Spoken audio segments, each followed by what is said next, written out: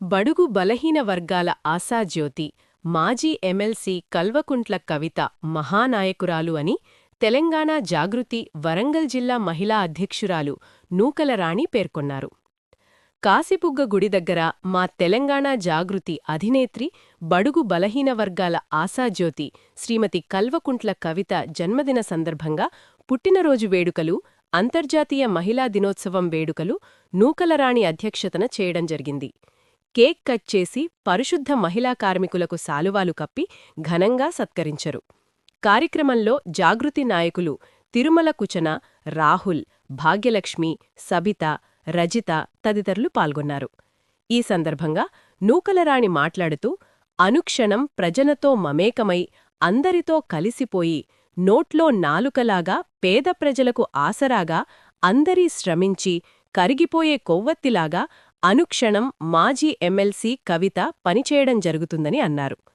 ప్రజాస్వామ్యమే జీవితమనుకొని ప్రజల వెంట నడుస్తూ అందరి ఆకాంక్షల అందుకుంటూ అనునిత్యం పోరాడే మా కల్వకుంట్ల కవిత మహానాయకురాలు అని రాణి పేర్కొన్నారు.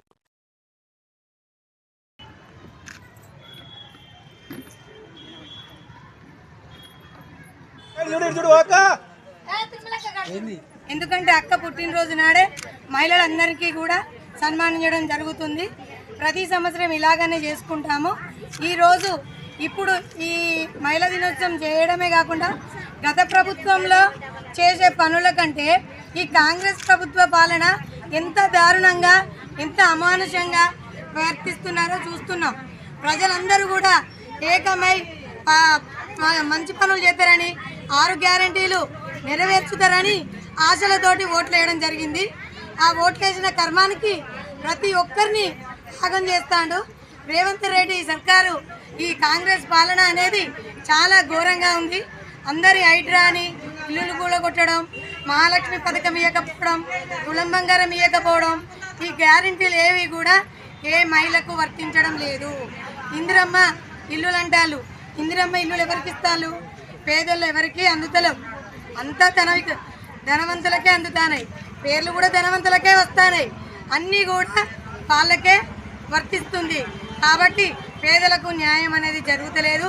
ఈ న్యాయ పోరాటం మీద కవితక్క ఎంతో నిరార దీక్ష చేస్తుంది. మొన్న దీక్ష ఖమ్మంలో జరిగిన 911 ఇల్లులకు కూలగొట్టడం జరిగింది. అక్కడికి వెళ్ళి అక్క ధర్నా చేసి నిరాహార దీక్ష విరమించుకొని అక్కడ విజయం సాధించడం జరిగింది. అదేవిధంగా అక్కను ఎవరైతే కించపరిచి అందరూ మాటలు అంటాలో అంత ఎత్తుగా సునామీ లేక దూసుకొస్తుంది.